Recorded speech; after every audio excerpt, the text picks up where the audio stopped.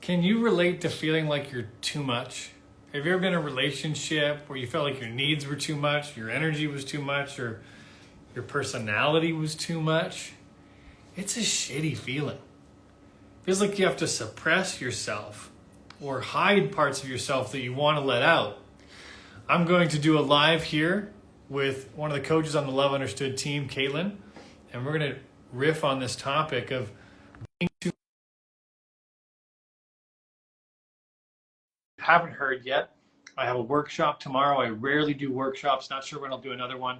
I'm doing my Love Warfare workshop tomorrow at 5:30 p.m. PST. You can join through the link in my bio. Kaitlin, let's go. How you doing? Good. How are you, Simon? I'm doing awesome. I'm super excited to be doing these lives with you and Roy. We're going to be hopping on a weekly basis with the Love Understood coaches. Here is Kaitlin, and I'm so excited to riff. We're going to be talking about, what are we talking about again? Oh, yeah. Being too much. Too much. Yes. And I love this topic. This was your idea. I love this topic because I think so many people can relate to feeling like they're too much. Yes. And so tell me what had you spark the idea of this topic and just your first initial thoughts about it as we dive in.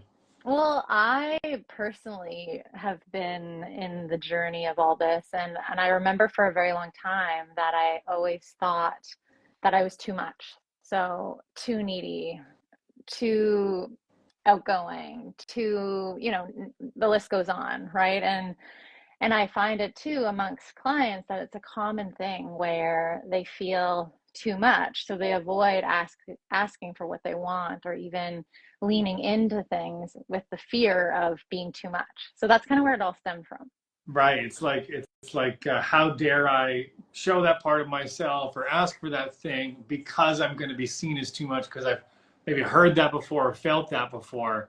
And all of a sudden we're left with trying to suppress ourselves or moderate ourselves to fit into what we think might not be too much. Yes, right. And it really creates this misalignment with self, right? That we're trying to be someone else. And also that's really hard for someone to get to know you if you're not actually being your authentic self. Yeah, that's an interesting point to touch on right there is like, is it even possible to really actually know and love the person you're with if they're suppressing themselves? Like they're loving this tailored version, this airbrushed version. And so the person who's feeling they're too much, even if they're experiencing love from that person, might still not feel like they can trust in that love or trust in the relationship because the real me is still hidden. Mm-hmm. Yes, I love that. And when I hear you talking too, it makes me reflect on, are you feeling too much? Right? And how are you holding space for yourself and all the feelings that are coming up? Like, And that is, is yeah, this too much for you? Is this too much for me? Like kind of thing? yeah, like reflecting back on you is, are you allowing the full expression of your emotions? And what is feeling too much is actually maybe more of how you're holding space for yourself and what you're going through. And what would that look like to you? How do you Well, see even that? that, yeah, even that idea of what would be an example? Like, oh, I'm really, really liking this person, and it feels like a lot. It feels like too much, right? And can you just allow yourself to have that feeling of being vulnerable and actually opening your heart in that way and not feeling nervous that, oh no, if I open my heart too much, then it's not going to go in the way that I want it to go, or something bad's going to happen. I think that's a huge one. The like the moment when you start to realize you really start to like somebody, and Yes. now all of a sudden you're not enjoying the fact that you like them or enjoying them even. You're going, oh shit, if they realize this, I'm going to push them away Mm-hmm. versus actually letting myself enjoy the process of this relationship developing. That's Yeah. I can relate to that one big time. And what do you see in that, Simon, for you? I mean, for me, it's this like internal dialogue, before in the past, before being with my wife and people I dated, It'd be like this enthusiasm towards a person, super excited, and then being on the lookout to see if their energy matched mine. Trying to analyze what they're doing, their physical contact, how much they reach out to see if it's okay. Does that mean they like me as much as I like them? And I'd have to wait for that to be my green light to then express myself. And then this other side of me goes, dude, just do it. Just be bold and be loving. And that's going to be attractive and they're going to like it. But that always felt like I had to really build myself up for that. That one would come in moments. Yes. And I like what you said there. It's like, are you even giving that person the chance to love you as you are, or love you in that boldness? And I think we can all relate to that, where we want to have these partnerships, we want to be open to these situations, and then we get in our own way by not even giving the other person the chance, or ourselves a chance, to step fully in it. I think that's like such a key reminder of when we're like faking something or hiding ourselves. If I'm hiding myself and pretending to be a certain way in a relationship, and that person ends up liking me, ends up wanting to be with me, I can't really trust that they actually want to be with me. They want to be with the version I've been creating. And so, yes. So when inevitably the real me comes out, that's when some real challenges can arise. And all of a sudden this person's like, this isn't the person I met. This isn't the one I liked. And it might be even the real you. And that can hurt so much more. Because now you're more deeply invested. You feel like you got to keep this facade on. And I've seen people keep that facade, you probably have too, for so long that you actually forget who you are. Yes.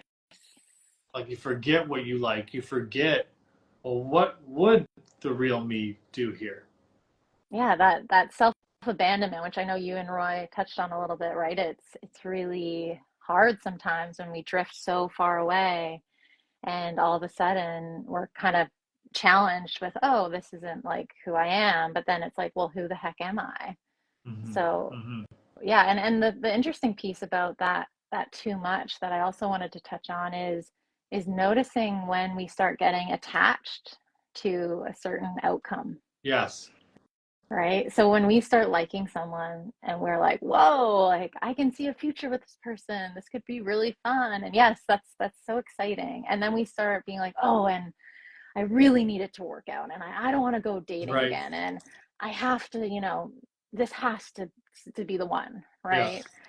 And that is a tricky place to be, because then we're not even tuning inward to, is this working for me? Is this not? And then we're also trying to be the other people. And then we're like, oh no, I can't be too much or too little. It gets really confusing and hard to navigate. Right. I like what you said there. And like you start to overlook whether it's working for you. We're so worried about how it's going to be for them in this relationship. Now the stakes are higher. I've attached myself to this person. It's got to work out. And I haven't even checked, is this working for me? Do I like this path that I'm on? I'm working with someone this week. We had a wonderful call yesterday. And one of the things she wanted to bring up was how the person she's dating said to her, it seems like you have 1 foot in, 1 foot out. And she checked in with that. And she was like, is that true? And so we talked about it, because in the past she would just believe that person and then go, I must be having walls up because someone said this about me. And then I said, well, let's see, is that true?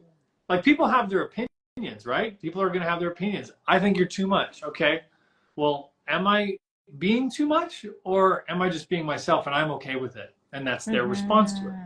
And so she saw, I was like, there might be something going on there with him, because she really liked how she was progressing. She was actually progressing in the relationship with him in a way that was new to her, that she wants to celebrate and do more of. This gentle ease into it, no pressure, bit by bit. But maybe there's something going on with him. And so the coaching for her was really to get curious about what had him say that. What's missing for him that makes him think she's 1 foot in, 1 foot out? because to her that wasn't the case. And now all of a sudden, there's an opportunity for connection. There's an opportunity for them to build their relationship deeper versus what we would normally do in that situation, which goes, I need to change myself for that person, or this person's just not right for me because it's not going the exact way I think it should. Yeah, the bye, right? And I love what you say there because it's so true that when we get, like I like to say, feedback is such a gift, right? Even if in that situation that must have been hard to hear when she has, this idea, he has this idea, but look at the gift in him expressing that, hey, it feels like you have one foot in and one foot out. That was such Right. a beautiful opportunity for both of them to, yeah, explore, like you said, Yeah. and build a deeper connection. Yeah. And this is where we also have a ton of compassion for ourselves because the fact that you saw it that way as an exploration is obviously a testament to your awareness and your ability as a coach. But when we're in the heat of the moment with someone, it's hard to see that because it can be like, oh, I'm messing up somehow. I'm doing something wrong. I got to defend it. I've got to change it. This is really what coaching is all about, is to be able to train us to catch those default reactions Mm-hmm. and to actually see, is that really who I am? Is that really how I feel? Or am I just operating from these reflexive patterns that I've been used to? And she saw that. We were able to check in. She could honestly say, I actually don't have walls up with this person. So let's see what's going on. Let's see what's really there for them. Now, I wanted to highlight, I didn't say this at the beginning of the call, but just in case people didn't know, Kaitlin's a coach on the Love Understood team. Kaitlin participated in the Love or Fear course with me. And then she was just so bold and courageous. She's also a 10-year veteran as a counselor. And I was like, she's got the skills. She demonstrated the real life work. Come on this team and be a coach with us. And so that's who you're talking to. I apologize for not providing those details it's at the me. beginning. Hi, everyone.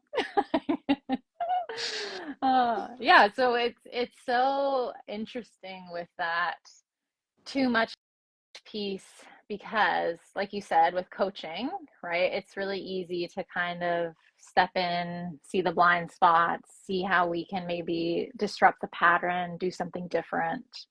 And for anyone listening too, sometimes like that too much feeling might be, a part of you that needs your attention. Like if you are feeling a little anxious or, unsettled about the connection or how this is going, and you might want to like cling on and start doing more, right? It's just noticing in that space of what is my intention behind this? Like where is this really coming from? Uh-huh. Right? Is this honoring myself, or is this me trying to do things to get more love or to get Right. more connection? Trying to manipulate the circumstances, trying to control the outcomes. Yeah, and like Kaitlin said, that's not an easy thing to see all the time, and especially when we're in our heads. I did a post, I think it was recently, talking about getting out of our heads. That's where a lot of the damage is done. It's not often done actually out here in reality. It's me trying to measure, contemplate, evaluate everything that's going on in my head, and it's just ping pong in between one fear to the next. And when we're able to communicate it, this is why this dialogue and coaching is so valuable. When we're able to actually speak it out, we can see it for what it is. I mean, you've experienced this with some of the people we work with, is sometimes they reach out to us and they just share what's going on for them. And they think they need coaching. But in their process of sharing what was going on for them, they discovered what was getting in the way on their own. Well, they just needed a space to be able to share it without consequence, right? And so often we don't have that space. Like most people don't have a space where they can share anything and nothing bad's going to happen to them. Most people have a space where if I share this, I could get rejected, fired, disowned, abandoned. Oh shit, better keep things to myself. And Simon, for you, what do you see of why it's so important to be honest with what's there for us? Because if we aren't able to do that, it turns into this seed of self-abandonment, fear, second guessing, doubt. Like it consumes us. It's brutal. Yeah. Now, to be honest, takes a shitload of courage. It's tricky. It's tricky because you're putting yourself at issue, right? Because remember, like how we said, if the person likes you because you're your facade, then you don't know if they really like you. Well, here's the other side.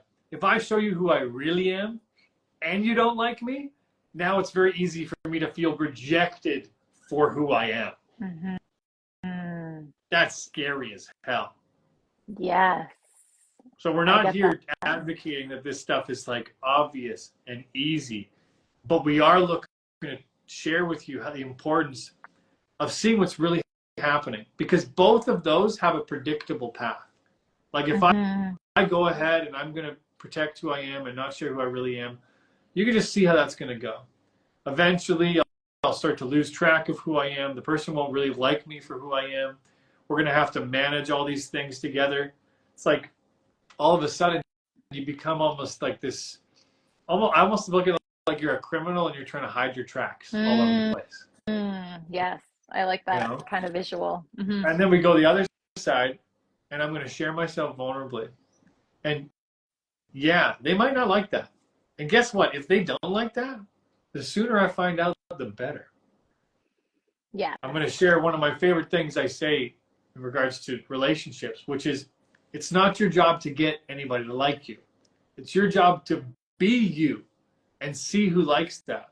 And so part of the training and coaching is to arm people with the ability to actually hear someone say, that's not for me. I don't think it's a fit. And have that not be the end of the story for you. Have that actually be like, okay, got it. Like, Yeah. thank you for the courage to share that with me. Now I get to move on to someone who is a match, or put myself to something that is a match, versus continue to drag this thing out and hide how we really And feel. not get what you truly desire, right? Now that's And yeah, it's tricky, right? And being honest and open and vulnerable, right? There's that like that, it's not as predictable, and there's also not that piece that we can be like, oh well, that was because I wasn't myself, so that's why it didn't work out, like you said. Right. And I like this piece that I remember always sticks with me, is that you can't get away from the person that's truly meant for you. Right. You can't get away from the person that's truly meant for you. Say more about that. So if you are being your authentic self and it ends, right, then that's okay, because it's really important that it's again, it's like you can't get away from the person that's actually meant for you. So if they think that's too much, like you said, then that person wasn't actually meant for you, right? Because that's your authentic self, right? And So this that's is, I'm curious what you have to say about this, because okay. Yeah, please. this can get a little hairy, because I agree with what you said, but the interpretation of what you said can totally be changed. So you Oh, I said know. you said if you're too much for someone, that's a good thing because they weren't for you. Now, what I've Yeah. also seen online and with our clients is almost like this over the top, like I'm going to demand something big, or I'm going to be big, almost as an insecurity, like a compensation. Yeah. And like, look at me, and I'm so flamboyant, and I'm like, whatever it is, I'm just using that as an example. And then, oh, you don't like that? Well, then it's just, you're not here for me. And it's like, Yeah. maybe, or maybe that too much that you're being. And this is I actually want to talk to you about this, because we're not here to also say, by the way, that there isn't such thing as too much. There can be such thing as too much. You calling your partner 25 times a day to see if they're okay and they're perfectly healthy and fine, that might be too much. And so would you it's say not, that that's the anxious part? yes. Like, what's really running the Yes. show? If you're compensating for something, it's probably the anxiety. It's probably you trying to control things again, even though it might be appearing like, no, I'm just being myself. Yeah. I need that level of reassurance. Yeah, you don't. Now you're just putting your insecurity on everybody else. And that's kind of hairy, because it's not so obvious. Yeah, and and that's also, thanks for pointing that out, because I know when we've done, this work, and we can kind of reframe it and look at that in so many different ways. And my helpful thing for listeners around that is this coming from my worth, or is this coming from my wound? Right. So if Great I'm question. calling and texting like every hour, I'm like, why Right. aren't they texting me like at least like 5 to 10 times a day? Like, what's wrong? Yeah. Right. That's like very, like, you can even sense my energy around that, Yeah. versus like, you know what, like, I'm noticing that I really want to connect more, and maybe I'll reach out later today. But it's such a Right. different, you see the difference there. Is it coming from my worth, or is it coming from my wound?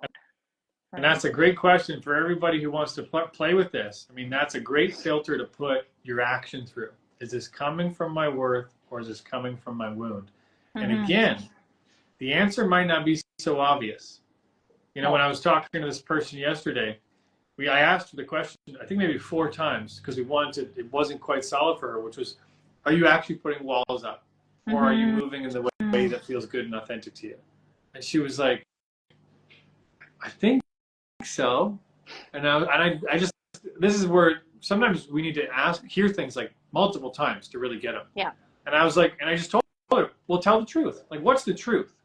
The truth Mm-hmm. is, he said you got 1 foot in, 1 foot out. Okay, he said that. Mm-hmm.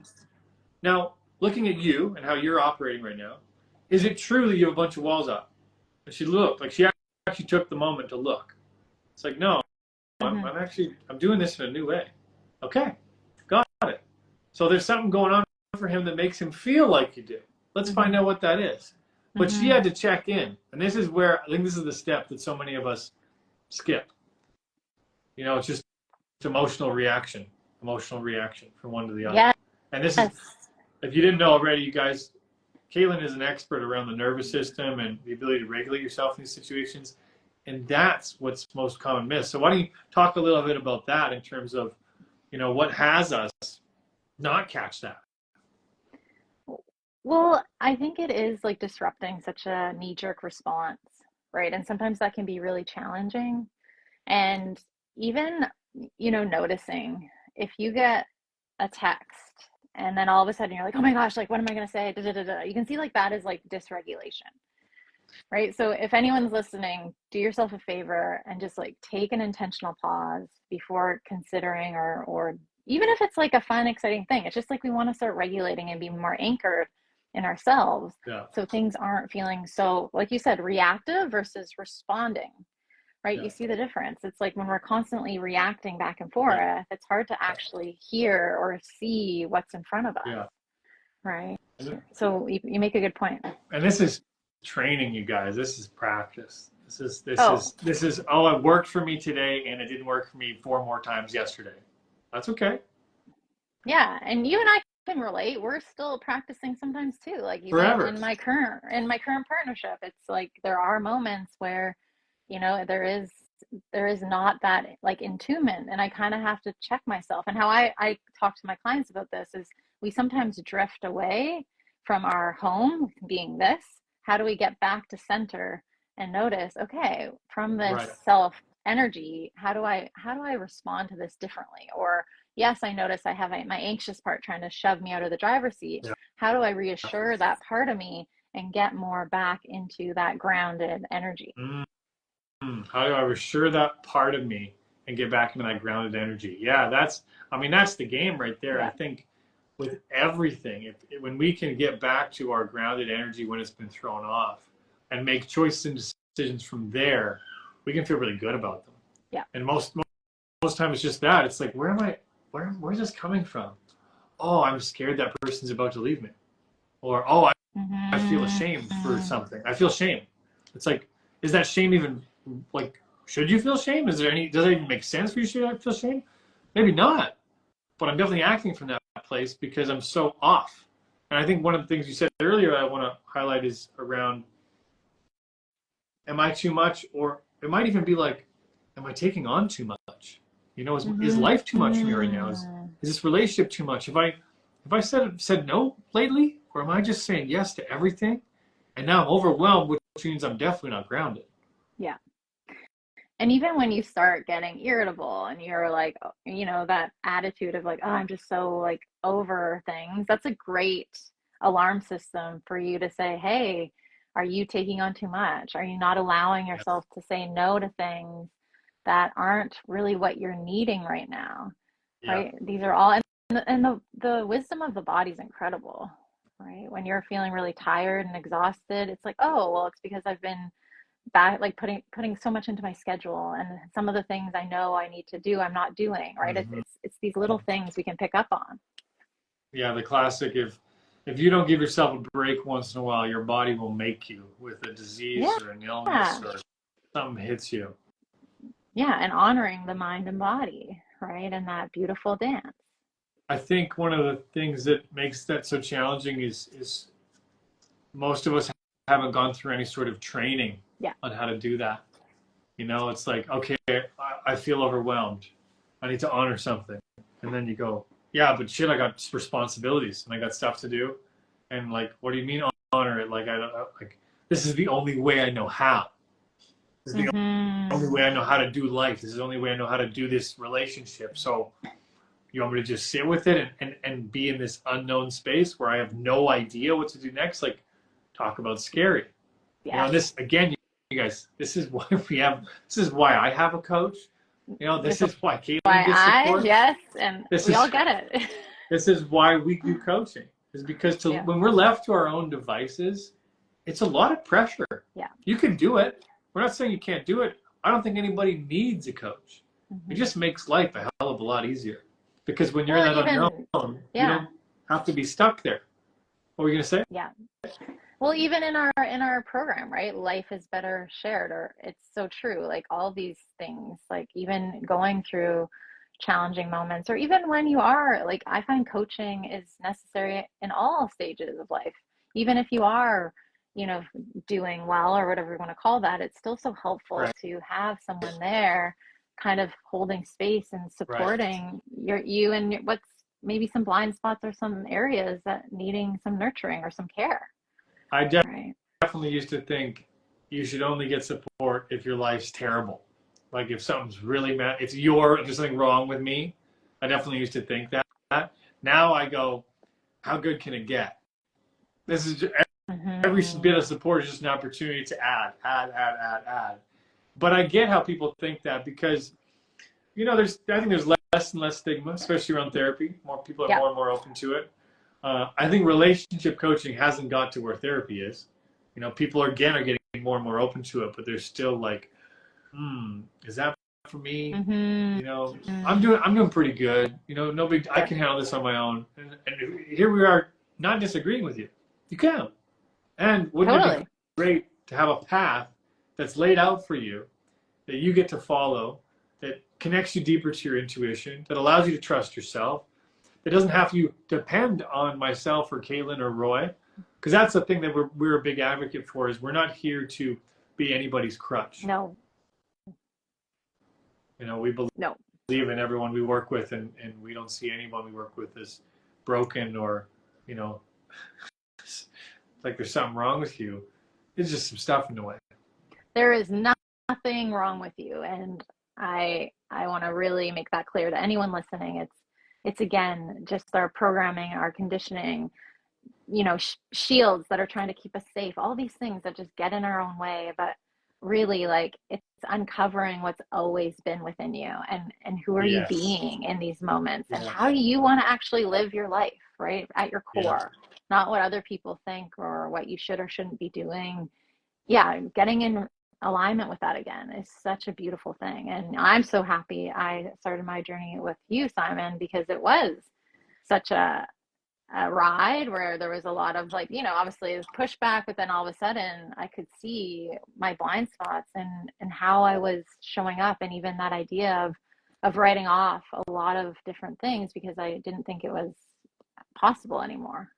Right. And it was such a great reminder to be with you, and even you having those reminders for me of like, oh, like, what is it that you actually want? And you would ask that a lot, and I'd be like, I don't know. And I would just kind of, go not to the level that I really wanted to go, of the fear of like, oh, well, what about if it doesn't work out? Or what if I say that? it doesn't, happen in the way that I want it to happen, right? So I really appreciate, yeah, you and what you do for people, and even this program is incredible. Aw. So thank you. Well, thank you. Yeah, Thank I mean you. that. Thank you for being a demonstration of this work. And, Yeah. you're an example of what's possible in it. And I'd love for you to share, if you're open to it, like, what's it like for you now? What are you like in relationship these days? Yeah, I feel so regulated. I feel so grounded. I feel so centered. I feel free to be me. And I know that sounds so cliche, free to be me. But It's hard. I've never It's hard because some of these cliches as silly. We've used them so much in the past that they've diluted their meaning. But some of them still have the exact essence that oh, that we want. Like, that is free to be me. Like, I yeah, I don't want know. that, really. Right. And I honestly, it's just such, I used to be so, how do I explain this? That my the people in my life in the relationship romantic form would have such an impact on my emotional state, right? So what Mm-hmm. I realized is through the program and what I was being and what I was doing, and now it's such a beautiful place to be where I'm in partnership, and it's like I am who I am, and I show up in such an aligned place. Mm-hmm. I'm able to communicate very clearly. I also can recognize when my anxious part comes online and work with that part so differently, and then get back to center and come from that place. And even like the language that I use, it's not like sometimes defensiveness or the blame. It's like, hey, this is where I'm at, this is what I'm experiencing, this is the story that's happening for me. Just curious of what's there for you, right? And it's such a beautiful dance, right, where it's this interdependence where we're kind of creating, I think I mentioned this before, this like beautiful art. And just being, yeah, just allowing myself to be myself, which is huge, and not trying to be something else or trying to figure out or crack the code of, okay, how is this going to work? Or even Right. picking emotionally unavailable people, which I realized it's like I wasn't actually available in some way, right? Which is so, I mean, that takes guts and a willingness to discover that one. oh, that's a I'm only tricky meeting piece. emotionally. Sorry, see, I cut you off. Say it again. That's a tricky one, right? So tricky because it's just so easy to say. There's just so many emotionally unavailable people out there. Like, it's so easy to say that, and as soon as you do, you're just off the hook. You're just like a victim to the display of people, to the grocery store of options. It's like, man, there's nothing I like. It's like, well, is that true, or is that just a perfect out to not address whatever way I'm being that's a contributing factor? And I would say that's like the crux of everything we're doing. It's Mm-hmm. to shift the perspective and to actually look, where can I influence this thing? And if you Yeah. think I can't influence this thing, then you've stopped looking. Mm-hmm. There's always, always, always a place where we can have an influence over our life and circumstances. And if we can't see it, then there's just some more looking to do. And then again, Mm-hmm. that's where coaching comes in. So if you're Yeah. curious, thank you so much for sharing your experience, Kayla. Oh, no problem. Happy to. And yeah, yeah. And if anyone wants to reach out, through Love Over Fear, and we can talk more, I'm happy to if they have more questions about our program. And yeah, whatever's there for you, feel free to reach out. Yeah, if you're curious about working with the Love Understood team, Yeah. just visit our website, loveunderstood.com. You'll be able to learn a bit more about Kaitlin there. You'll see the different options we have to work together. And I'm doing a workshop again tomorrow. Rarely do these. This one probably the last time for a while. If you want to sign up for that, the link is in my Get bio. in So thank you on so that. much. It's gonna be a good It's one. going to be fun. I'm excited. I'm super excited. I'm Your refining workshops are it. And always so dialed. I love your workshops, so that'll be good. thank you very much. Yeah. Thank you. It's going to be a blast. And thank you so much for joining me for this Thanks, conversation. Simon. Honored. And I'll talk to you soon. Talk to you soon. Bye, you guys. Okay, bye everyone.